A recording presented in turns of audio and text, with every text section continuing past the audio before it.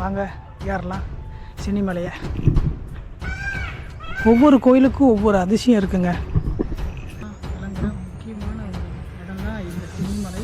இங்கே தான் இந்த மலை வந்து கிட்டத்தட்ட 3000 ஆண்டு பழமையான கோயில்னு சொல்கிறாங்க. சோழர் காலத்தில் கட்டப்பட்டதுன்னு சொல்கிறாங்க.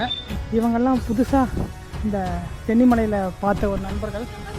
கிட்டத்தட்ட நம்ம மேலே வந்துட்டாங்க மலைக்கிட்ட. எனக்கு முன்னாடி ஒரு பிரம்மாண்டமான ஒரு முருகனோட வேல் இருக்குது. நம்ம ஊரில் 60ஆம் படி முருகன் சொல்லுவோம்ல, அதே மாதிரி இங்கே 60 படி தாண்டி போனால் முருகனை தரிசனம் பண்ணலாம்.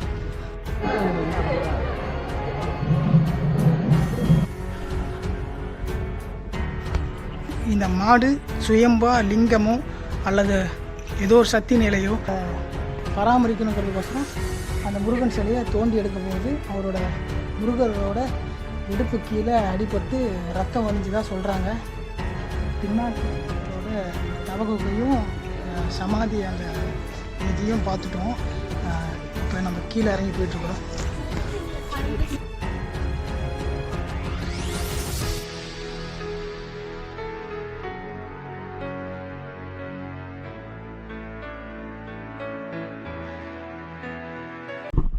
வெல்கம் டு அன்பு ட்ராவலர். நான் உங்கள் அன்பு.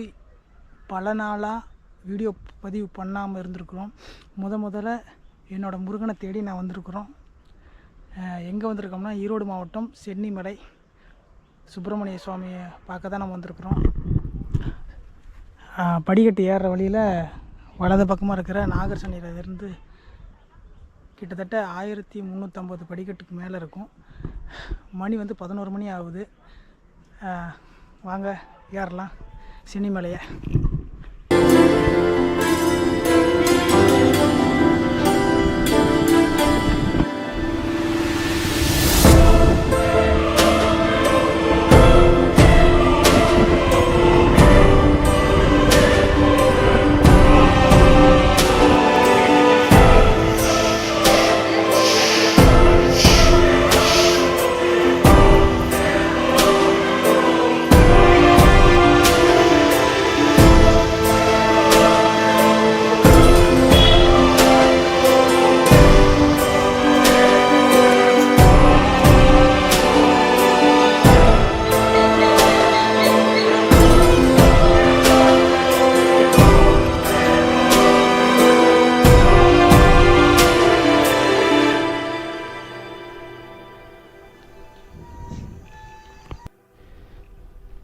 சென்னிமலையில் ஏறுற வழியில் வலது பக்கமாக நாகர் சன்னதி இருக்குது. பார்த்தீங்களா, பீஸ்ஃபுல்லாக இருக்குது. நாகம்மா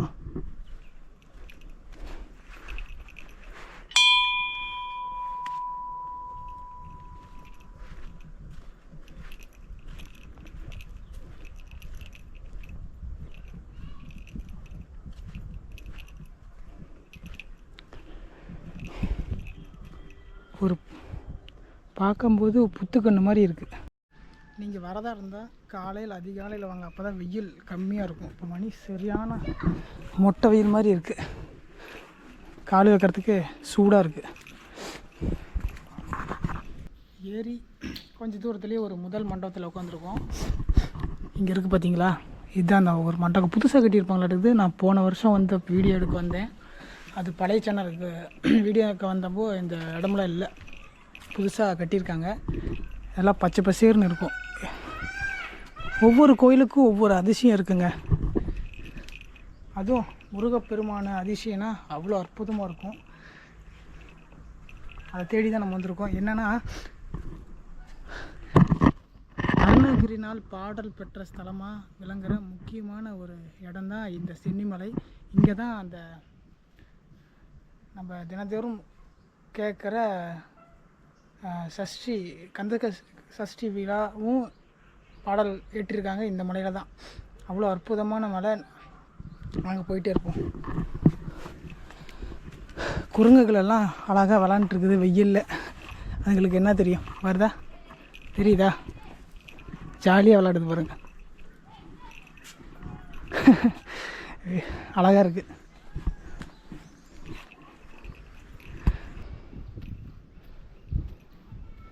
இது 2வது மண்டபங்க.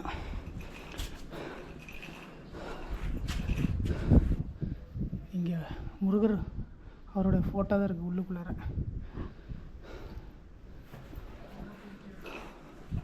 இங்கே ஒரு மண்டபம் இருக்குது.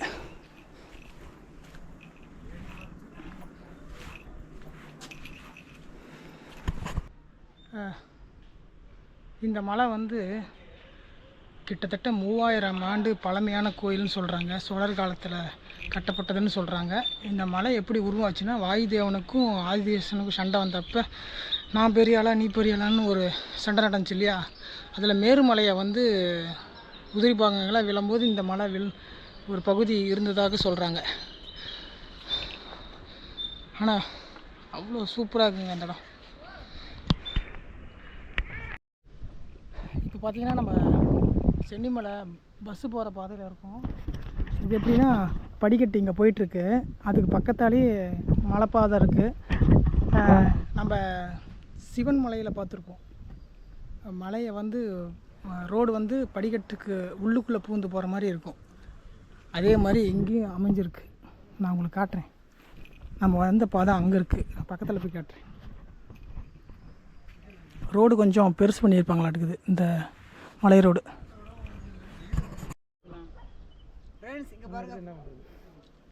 குமாபட்டியா? இல்லை இல்லை, கிட்டத்தட்ட நம்ம கோயில் பக்கத்தில் வந்துட்டோங்க. ஒரு 870 படி பக்கமாக வந்திருக்கோம். சரியான வெயில் ஏறிக்கிட்டே இருக்கும். இவங்கெல்லாம் புதுசாக இந்த சென்னிமலையில் பார்த்த ஒரு நண்பர்கள். அவ்வளோ அற்புதமாக பேசுகிறாங்க, அந்த அன்பாக பேசுகிறாங்க. பேசும்போது நல்ல ஒரு உணர்வு ஏற்படுது. மேலே போயிட்டு இன்னும் ஒரு அழகான வியூவெல்லாம் உங்களுக்கு காட்டுறேன். அடிக்கிற வெயிலில் பேச முடியல, போயிட்டே இருப்போம்.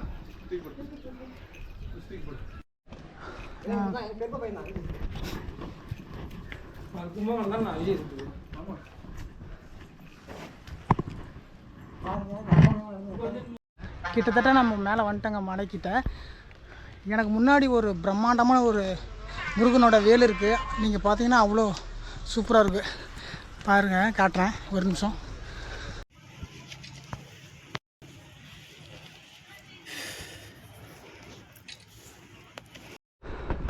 பாருங்களேன், கிட்டத்தட்ட ஒரு 50 அடிக்கு மேலே இருக்கும்.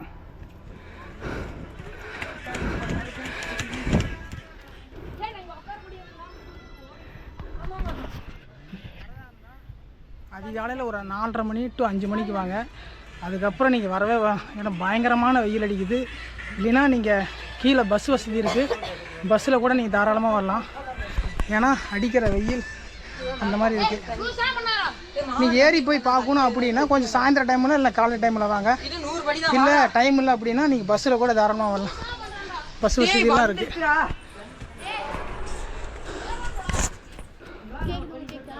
வந்துட்டேங்க. இங்கே 60 படி இருக்கும். நம்ம ஊரில் 60ஆம் படி முருகன் சொல்லுவோம்ல, அதே மாதிரி இங்கே 60 படி தாண்டி போனால் முருகனை தரிசனம் பண்ணலாம். 1260ஆம் படி. இதுக்கப்புறம் 60 படி இருக்குது மேலே. அதுக்கப்புறம் முருகனோட ஆலயம் இருக்குது. இந்த பக்கம்தான் பஸ் ஸ்டாண்டு, மலை பஸ் ஸ்டாண்டு. போகலாம்.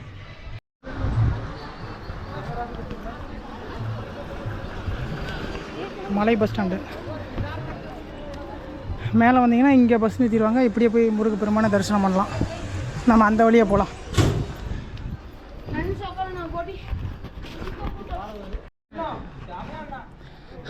வந்துட்டேங்க. நம்ம இப்போ ஏறி வந்த பாதையில் தான் ஒரு பசுமாடு வந்து முருகப்பெருமானுக்கு தினசரி தண்ணி கீழே நம்ம ஒரு குடம் பார்த்திங்களா, அங்கேருந்து தண்ணி கொண்டு வருவாங்க. அது தினமும் நடக்குதான். அதிகாலையில் ஒரு 4:30 to 3:30 மணிக்குள்ளார வந்துட்டோம். மணி கிட்டத்தட்ட 11:30 இருக்கும்.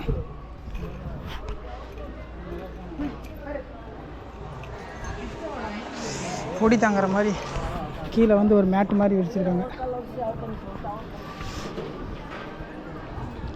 போய் விநாயகரை தரிசனம் பண்ணிட்டு வருவோம்.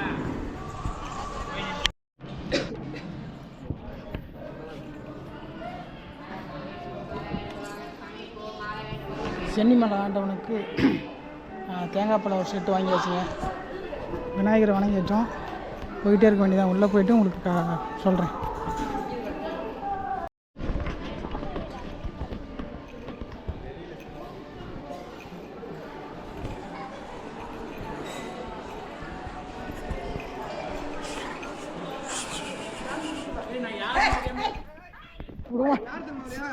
யாருன்னு தெரியாம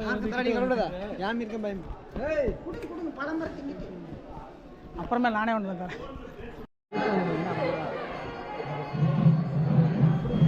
சென்னிமலை ஆண்டவனை சூப்பராக தரிசனம் பண்ணியாச்சுங்க. வாங்கிட்டு போய் கொடுத்த அந்த தேங்காய் பழத்தை அபிஷேகம் அர்ச்சனை பண்ணியாச்சு. ரொம்ப சந்தோஷம். முருகனை 2 தாட்டி பார்த்தோம். சரி, இதுக்கு பின்னாண்ட வந்து வள்ளி அம்மாவும் தெய்வானை அம்மாவும் இருக்காங்க. இந்த பக்கம் வழி இருக்குது, அங்கே போய் பார்க்கலாம். சரியான வெயிலுங்க. கோபுரம் சூப்பராக இருக்கு பாருங்கள். இந்த கோயில் பின்புறம் இந்த பக்கம் தான் போகணும்.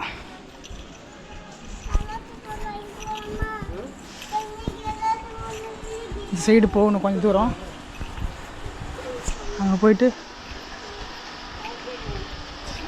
தரிசனம் பண்ணலாம்.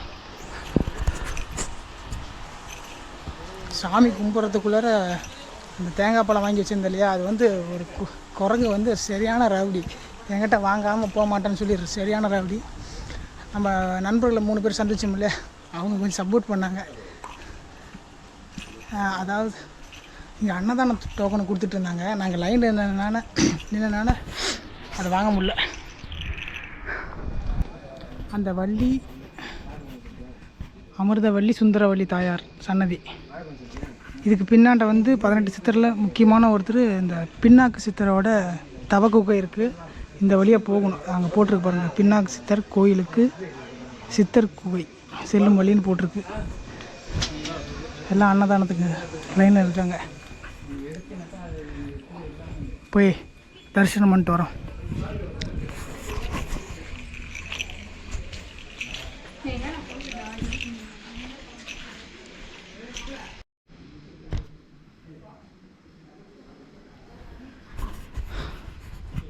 அமிர்தவள்ளி தாயாரும் சுந்தரவள்ளி தாயாரையும் தரிசனம் பண்ணிட்டு வந்தாச்சுங்க. நின்ற கோலத்தில் காட்சி தராங்க. நல்லாயிருக்கு. முருகப்பெருமானுக்கு நேர் ஆப்போசிட்டில் பேக் சைடில் இருக்காங்க. இவங்களுக்கு பின்னாண்ட தான் பின்னாக்கு சித்தரோட தவக்கை இருக்குது. அவரோட சமாதியும் அங்கே தான் இருக்குதுன்னு சொல்கிறாங்க. அதையும் போய் பார்க்கலாம். முடிஞ்சால் உங்களுக்கு ஒரு சின்ன வீடியோ கிளிப் கிடைக்கும், பார்ப்போம். தெரில, செம்மையாக இருக்குது பாருங்கள்.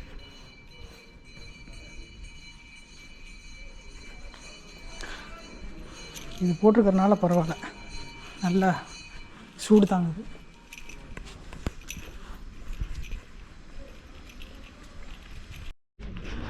அந்த டவர் கம்பி இருக்குது பார்த்தீங்களா, அங்கே தான் அந்த சித்தரோட தவபீடம் இருக்குது. அந்த குகை வந்து இங்கேருந்து பழனிக்கு போகிறதா சொல்லுவாங்க. நான் இதுக்கு போன வருஷம் நம்ம வந்துடுறப்ப கேட்டப்போ சொல்லியிருந்தாங்க. அங்கே தியானம் பண்ணுறதுக்கு அவ்வளோ அற்புதமாக இருக்கும். இந்த கோயிலுக்கு பின்புறமாக வந்தோம்னா நடக்கிற நடபாதைக்கு இது மாதிரி போட்டிருக்காங்க, ஷெட்டு மாதிரி. சரி இருக்கட்டும், நம்ம போயிட்டே இருக்கும்போது இந்த கோயிலோட ஹிஸ்ட்ரி பார்ப்போம். முருகன் அப்படின்னு சொன்னால் நமக்கு நிறைய விதத்தில் உணர்வுபூர்வமாக உயிர்பூர்வமாக ஒரு அற்புதமான ஒரு செயல் நடக்கும் உள்ளுக்குள்ளற. எனக்கு அது அப்பப்போ தோணிகிட்டே இருக்கும். ஏன்னா இந்த சென்னிமலையில் முருகப்பெருமான சோழர் காலத்தில் கட்டப்பட்டதுன்னு சொல்கிறாங்க. அதுக்கப்புறம் இந்த மலையில் வந்துட்டு மாடு மேய்க்கிறதுக்கு பல பேர் வந்திருக்காங்க. அதில் வந்து ஒரு பண்ணையார் வந்து இந்த மாடு ரெகுலராக மேலே இங்கே தான் இந்த மலைக்கு பக்கத்தால் மாட்டு பண்ணை வச்சுருக்காரு. அவர் வந்து இந்த மாடு ரெகுலராக போகுது அப்படி மேலே போயிட்டு பாலெல்லாம் கறந்துட்டு வருது. உங்களுக்கு தெரியும், எல்லா கதையும் உங்களுக்கு தெரிஞ்சிருக்கும். இந்த மாடு சுயம்பா லிங்கமோ அல்லது ஏதோ ஒரு சக்தி நிலையோ இல்லை தானோ மனிதனுக்கு உணர்த்துகிற ஒரு செயலை காட்டுறதுக்கோசரமாக தான் இந்த மாடு தன்னோட பாலை கொண்டு போய் ஏதோ ஒரு இடத்துல சுரக்கும். அது மனிதனோட மூளைக்கு எவ்வளோ தூரம் எட்டுமோ அந்த அளவுக்கு நமக்கு காட்டி கொடுக்கறதுக்காக இறைவனோட சக்தி அந்த மாதிரி. அப்போ தான் அந்த பண்ணையார் பார்க்குறாரு, இந்த மாடு ஏதோ பண்ணுது அப்படின்னு சொல்லிட்டு ரெகுலராக வாட்ச் பண்ணுறாரு. வாட்ச் பண்ணி அதை பின்தொடர்ந்து போகும்போது தான் அவருக்கு ஒரு விஷயம் தெரிய வருது. அங்கே என்ன இருக்குது அப்படின்னு சொல்லி போய் பார்க்கும்போது புதரை தோண்டி இந்த கட்டுமான கோயில் இருக்குது பார்த்திங்களா, இந்த இடமும் எங்கன்னு சரியாக தெரியல, அதை விலக்கி விட்டு பார்க்குறாரு. முருகனோட சிலை இருக்குது. பாதி சிலையில் உருவம் செதுக்காமே இருக்குது, பாதி இடுப்புக்கு கீழே அப்படியே இருக்குதுன்னு வச்சுக்கோங்களேன். பாதி மண்ணை கொட்டி இடுப்பு வரைக்கும் மூட மாதிரி, அதாவது மண்ணுக்குள்ளே முருகன் சிலை வந்து மூடி வச்சுருக்கிற மாதிரின்னு வச்சுக்கோங்க, இடிந்த நிலையில். அதை வந்து பண்ணையார் என்ன பண்ணுறாருன்னா, அதை பராமரிக்கணுங்கிறதுக்கோசரம் அந்த முருகன் சிலையை தோண்டி எடுக்கும் போது அவரோட முருகரோட இடுப்பு கீழே அடிபட்டு ரத்தம் வடிஞ்சதாக சொல்கிறாங்க. என்ன ஒரு ஆச்சரியம் பார்த்தீங்களா? எல்லாரும் கற்பனை பண்ணிக்க முடியாத அளவுக்கு இறைவனோட அற்புதம் எவ்வளோ இருக்குது. சிலருக்கு நம்புனா அது நடக்கும், சிலருக்கு நம்பாமல் இருக்கிறவங்களுக்கு அது தெரியாது. என்னை பற்றி பேச விரும்பலை. இறைவனை நம்பினா கண்டிப்பாக நல்லதே நடக்கும். அது என்னோட அனுபவத்தில் இருக்குது. முருகன் மேலே அவ்வளோ நம்பிக்கை எனக்கு இருக்குது. அதனால தான் சொல்கிறேன், அவ்வளோ அற்புதமான முருகனை தரிசனம் பண்ணதுனால ரொம்ப எனக்கு பாக்கியம். இந்த வீடியோ அவங்க பார்க்குறனால உங்களுக்கும் அந்த பாக்கியம் கிடைக்கட்டும். என்னை நம்பி இந்த 222 பேர் என்னமோ சப்ஸ்கிரைப் பண்ணி வச்சுக்கிறீங்க. நான் என்ன பண்ணினேன் அப்படிங்கிறதுக்கு எனக்கு இன்னும் புரியல. என்னை நம்பி நீங்கள் பண்ணி வச்சுருக்கேன். உங்களுக்கு மிகப்பெரிய ஒரு நன்றி நான் தெரிவிச்சுக்கிறேன். மீண்டும் அவ்வளோ அற்புதமான பயணத்தில் நான் உங்கள் கூட ட்ராவல் பண்ணி பல்வேறு இடங்களுக்கு போய் உங்களுக்கு சுற்றி காட்ட போகிறேன். தொடர்ந்து இணைந்தே இருங்கள். நம்ம வந்துட்டோம், பேசிக்கிட்டே வந்துட்டோம் பார்த்தீங்களா? அதே மாதிரி இந்த முருகப்பெருமானுக்கு தயிரில் அபிஷேகம் பண்ணோம்னா அது புளிக்கிறது இல்லையா, பாலில் அபிஷேகம் பண்ணும்போது அது தயிராக மாறுதுங்கிற ஒரு அதிசயம் இருக்குது.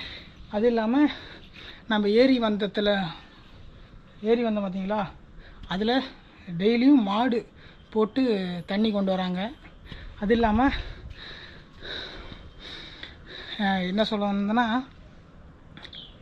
மாமாங்க தீர்த்தன்னு சொல்லி வருஷத்துக்கு ஒரு முறை அது இங்கே இருக்கான் அந்த மலை சுற்றி. அது வருஷத்துக்கு ஒரு முறை தான் அது சுரக்குமா. அந்த மாதிரி ஒரு அதிசயமெல்லாம் இந்த மலையில் இருக்குது. எவ்வளோ அதிசயம் பாருங்க.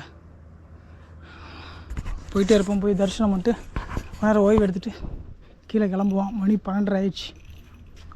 அங்கே தான் பின்னாக்கு சித்தரோட தவக்குகை இருக்குது. அங்கே வீடியோ அலவுடு கிடையாது.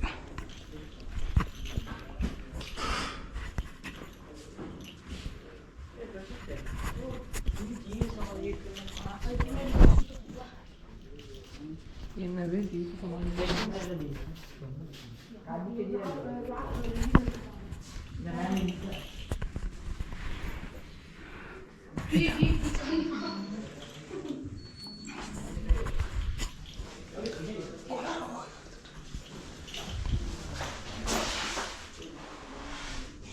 இதாங்க தவக்குகை. இங்கேருந்து தான் பழனிக்கு வழி இருக்கிறதா சொல்கிறாங்க. பின்னாக்கு சித்தரோட தவகுகையும் சமாதி அந்த இதையும் பார்த்துட்டோம். இப்போ நம்ம கீழே இறங்கி போயிட்டுருக்குறோம்.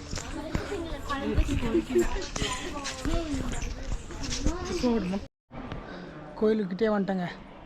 சரியான வெயில் அடிக்குது. கோயிலோட சுவர் வந்து கருங்கல்லால் சூப்பராக கட்டியிருக்காங்க.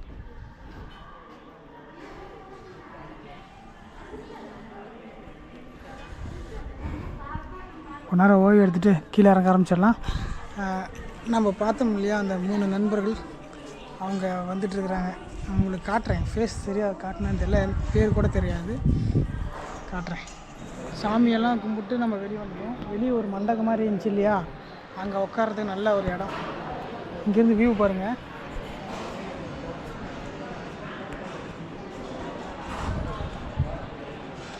ஓரளவுக்கு தெரியுது, எல்லாம் செடியாக மறைச்சிருக்கு.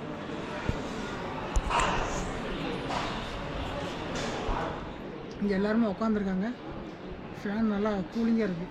உட்காந்துட்டு நம்ம கூட வந்த ஒரு நண்பரை வந்து அவங்க உட்காந்துருக்கிறாரு.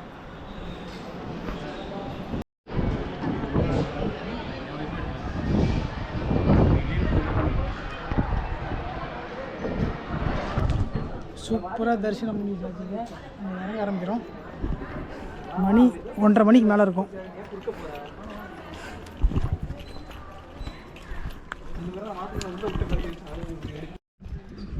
கீழே வந்துட்டோங்க.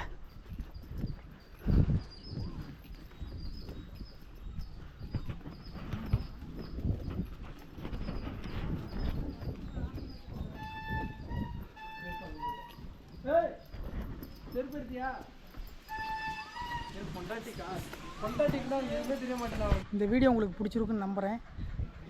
நான் எனக்கு தெரிஞ்ச விஷயத்தெல்லாம் உங்களுக்கு சொல்லியிருப்பேன் நான் நம்புகிறேன். இதே போல் இன்னும் அற்புதமான இடங்களுக்கெல்லாம் போய் பயணம் பண்ணுவோம். தொடர்ந்து இந்த வீடியோ பார்த்ததுக்கு மிக்க நன்றி. தொடர்ந்து இணைந்திருங்கள். மீண்டும் ஒரு நல்ல ஒரு வீடியோ பதிவில் நான் வந்து உங்களை சந்திக்கிற வரைக்கும் நன்றி, வணக்கம். அங்கே வந்துட்டுருக்காங்க பாருங்கள், அந்த திருப்பூர் காய்ஸ், அவங்க கூட தான் நான் கீழேருந்து மேலே போனேன். இப்போ மேலேருந்து கீழே இறங்கிட்டுருக்குறோம். வந்தோடனே ஒரு பாய் சொல்லிட்டு கிளம்ப வேண்டியதான். இவங்க தான் அது.